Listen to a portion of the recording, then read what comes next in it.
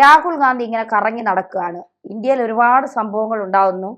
പുള്ളിക്കാരൻ ഇതൊന്നും അറിയുന്നില്ല. ഭാവി പ്രധാനമന്ത്രി ആകാനുള്ള വോട്ട് ഇപ്പൊ എമ്പുരാൻ അറിഞ്ഞതോടുകൂടി ഇനി അടുത്ത പ്രധാനമന്ത്രി ഞാൻ തന്നെ. കാരണം മോദിക്കെതിരെ എല്ലാം ശബ്ദമുയർന്നു കഴിഞ്ഞു. ഓ ഇനി ഞാൻ തന്നെ എന്ന് പറഞ്ഞുകൊണ്ട് അത് ഇറ്റലിയിലേക്ക് നിരന്തരം ഇങ്ങനെ യാത്ര ചെയ്യുകയാണ്. ഇന്ത്യയിൽ നടക്കുന്നതിനെ കുറിച്ചോ കോൺഗ്രസിൽ സംഭവിക്കുന്നതിനെ കുറിച്ചോ കോൺഗ്രസിന്റെ വളർച്ചയെക്കുറിച്ചോ ഒന്നും അദ്ദേഹത്തിന് അറിയണ്ട. പാർലമെന്റിൽ പോലും കൊച്ചുകുട്ടികളെ പോലെ മണ്ടനായി നിൽക്കുകയാണ്. അനിയത്തിയെ ചെന്ന് കെട്ടിപ്പിടിക്കുന്നു, തഴുകുന്നു, തലോടുന്നു. അവസാനം ഗതികെട്ട് സ്പീക്കർക്ക് പറയേണ്ടി വരുന്നു ഇത് പാർലമെന്റ് ആണെന്നുള്ള ഓർമ്മയെങ്കിലും വേണം. എന്തായിരിക്കും രാഹുലിന്റെ ഈ ഒരു അല്ല, രാഹുൽ ഗാന്ധിയുടെ ഒരു പൊളിറ്റിക്കൽ ലൈഫ് നമ്മൾ അനലൈസ് ചെയ്യുമ്പോൾ പലപ്പോഴും തോന്നിയിട്ടുള്ള ഒരു അഭിപ്രായമുണ്ട് എനിക്ക്. അദ്ദേഹം പല ഘട്ടങ്ങളിലും അമേച്ചർ പൊളിറ്റീഷ്യനെ പോലെയാണ് പെരുമാറുന്നത് എന്നതാണ്. ഈ അമേച്ചർ പൊളിറ്റിക്സ് എന്ന് പറഞ്ഞാൽ അതിനെ പ്രൊഫഷണൽ പൊളിറ്റിക്സുമായിട്ട് വലിയ ദൂരവ്യത്യാസമുണ്ട് ശരിക്കും. കാരണം പ്രൊഫഷണൽ പൊളിറ്റീഷ്യൻ എന്ന് വെച്ചാൽ ജീവിക്കുന്നത് തന്നെ രാഷ്ട്രീയത്തിന് വേണ്ടിയാണ് മുഴുവൻ നേരം. മറ്റൊരു കാര്യവും അദ്ദേഹത്തിൻ്റെ തലക്കകത്തുണ്ടാവില്ല. അപ്പോൾ സദാ രാജ്യത്ത് സംഭവിച്ചുകൊണ്ടിരിക്കുന്ന വിഷയങ്ങളെ സൂക്ഷ്മമായിട്ട് നിരീക്ഷിക്കുകയും അതിൽ ഏത് രാഷ്ട്രീയ പാർട്ടിക്കകത്താണോ അദ്ദേഹം നിൽക്കുന്നത്, അതിൻ്റെ ലീഡർഷിപ്പ് പൊസിഷനിൽ നിൽക്കുന്ന സമയത്ത് അതിനനുസരിച്ച് ആ രാഷ്ട്രീയ സാഹചര്യത്തെ യൂട്ടിലൈസ് ചെയ്യുന്ന ഒരു ട്രെൻഡ് അദ്ദേഹത്തിലുണ്ടാവും എന്നതാണ്. പക്ഷേ രാഹുൽ ഗാന്ധിയുടെ ഒരു പ്രത്യേകത എന്താണെന്ന് വെച്ചാൽ അത് അങ്ങനെ സ്ഥിരതയോടുകൂടി ഒരു കാര്യത്തിലും പിടിച്ചു നിൽക്കുന്നില്ല എന്നുള്ളതാണ്. ഒരു പ്രത്യേക വിഷയമുണ്ടാകുന്ന സമയത്തോ അല്ലെങ്കിൽ പ്രത്യേക പ്രചരണ സംവിധാനം ഉണ്ടാകുന്ന സമയത്തോ അദ്ദേഹം അതിൻ്റെ മുൻപന്തിയിലുണ്ടാകുന്നുണ്ട്, സ്ഥിരമായിട്ട് അതിനൊപ്പവും ഉണ്ടാവുകയും ചെയ്യും. പക്ഷേ കുറേ കഴിഞ്ഞ് ഈ പറയുന്നവരെ ഇടയ്ക്ക് അപ്രത്യക്ഷനാകുന്നതാണ് രാഷ്ട്രീയത്തിൽ നിന്ന്. അപ്രത്യക്ഷനാകുന്ന അദ്ദേഹം പല സ്ഥലങ്ങളിലേക്കും യാത്ര പോകുന്നതാണ്. അങ്ങനെ പോകുമ്പോൾ എന്താ സംഭവിക്കുകയെന്ന് വെച്ചാൽ ഇവിടെ നടക്കുന്ന കാര്യങ്ങളെക്കുറിച്ച് ഉള്ള വ്യക്തത അദ്ദേഹത്തിനുണ്ടാവില്ല, അദ്ദേഹത്തിൻ്റെ പാർട്ടിക്കുണ്ടാവില്ല. മാത്രമല്ല അദ്ദേഹം ഇവിടുന്ന് പോകുന്ന സമയത്ത് ആരെങ്കിലും അതിൻ്റെ ചുമതല ഏൽപ്പിച്ച് പോയതായിട്ട് നമുക്കറിയില്ല എന്നുള്ളതാണ്. ഇപ്പോൾ നരേന്ദ്രമോദി പോകുന്നുണ്ട് പല രാജ്യങ്ങളിൽ. അങ്ങനെ പോകുന്ന സമയത്ത് അദ്ദേഹത്തിൻ്റെ ഉത്തരവാദിത്വം, പ്രധാനമന്ത്രി എന്ന നിലയ്ക്കുള്ള അദ്ദേഹത്തിൻ്റെ ഉത്തരവാദിത്വം ഇവിടെ മറ്റൊരാളെ ഏൽപ്പിച്ചിട്ടായിരിക്കും മിക്കവാറും അദ്ദേഹം പോവുക. പിണറായി വിജയൻ പല സ്ഥലത്തും പോകുന്നുണ്ട്. അദ്ദേഹം ഒന്നില്ലെങ്കിൽ പോകുന്ന സമയത്ത് അദ്ദേഹത്തിൻ്റെ ഈ ഉദ്യോഗസ്ഥ സംഘങ്ങളെയൊക്കെ കൂടെ കൊണ്ടു നടക്കുകയോ അല്ലെങ്കിൽ അദ്ദേഹം ഇല്ലാതിരിക്കുന്ന സമയത്ത് എങ്ങനെ കാര്യങ്ങൾ ചെയ്യണം എന്നതിന് കൃത്യമായിട്ട് നിർദ്ദേശം കൊടുക്കുകയും ചെയ്യും. അതാണ് രാഷ്ട്രീയക്കാരുടെ രീതിയാണ്. അപ്പോൾ പ്രതിപക്ഷ നേതാവ് എന്ന നിലയ്ക്ക് പ്രവർത്തിക്കേണ്ട രാഹുൽ ഗാന്ധി ആ രീതിയിലുള്ള ഒരു പ്രൊഫഷണൽ ആറ്റിറ്റ്യൂഡ് പലപ്പോഴും ഈ പൊളിറ്റിക്സിനോട് കാണിക്കുന്നില്ല എന്നുള്ളതാണ് പ്രശ്നം. പ്രൊഫഷണൽ ആറ്റിറ്റ്യൂഡിൻ്റെ പ്രശ്നം തന്നെയാണ് സ്പീക്കർ പാർലമെൻറ്റിൽ അദ്ദേഹത്തിൻ്റെ സഹോദരിയെ ഉമ്മ വെക്കുന്ന സാഹചര്യങ്ങളൊക്കെ പറഞ്ഞിട്ട് അത് വളരെ സൗഹാർദ്ദപരമായിട്ടുള്ള സ്നേഹപൂർവ്വമായിട്ടുള്ള പരിചരണത്തിൻ്റെ പാർട്ട് മാത്രമാണ്. പക്ഷേ അത് പാർലമെൻറ്റിൽ വേണ്ട. പാർലമെൻറ്റ് എന്ന് പറയുന്ന രാഷ്ട്രീയ ഇടത്തിൽ അങ്ങനെയുള്ള പ്രകടനങ്ങളൊന്നും വേണ്ട എന്ന് സ്പീക്കർ പറഞ്ഞതിൻ്റെ അടിസ്ഥാനത്തിലാണ്. അപ്പോൾ നമ്മൾ മനസ്സിലാക്കേണ്ടതെന്ന് വെച്ചാൽ മൊത്തം പൊളിറ്റിക്സിൽ അദ്ദേഹം കാണിക്കുന്ന ഈ പ്രൊഫഷണൽ അല്ലാത്ത ചില രീതികൾ അത് അദ്ദേഹത്തിന് ഗുണകരമായിട്ട് വരുന്നില്ല എന്നുള്ളതാണ്. ഇപ്പോൾ ഇവിടെ ഒരുപാട് വിഷയങ്ങൾ ഇന്ത്യയിൽ നടക്കുന്നുണ്ട്.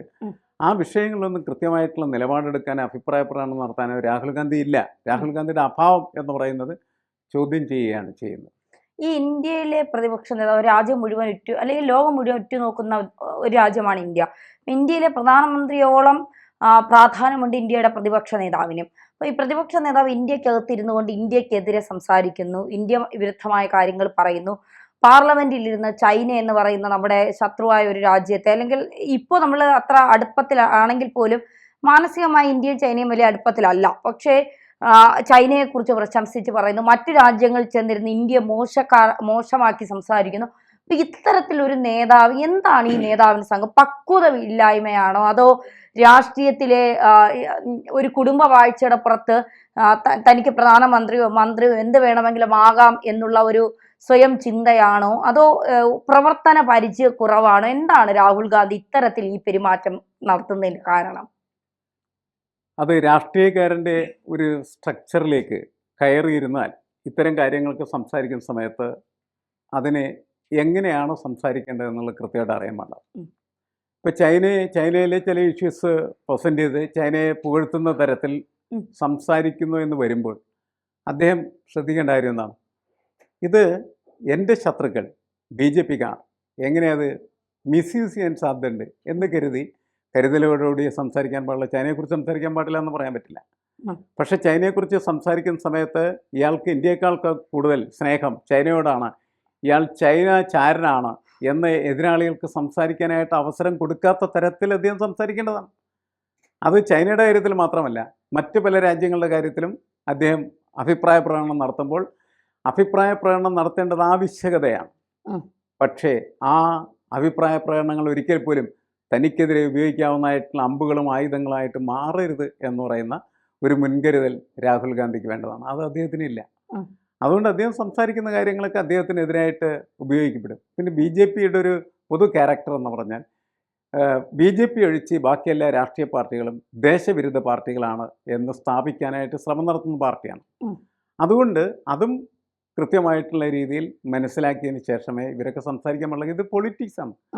ഇപ്പോൾ രാഷ്ട്രീയത്തിൽ പല ദിവസ തന്ത്രങ്ങൾ അതിൻ്റെ നേതാക്കൾ പ്രയോഗിച്ചുകൊണ്ടിരിക്കും.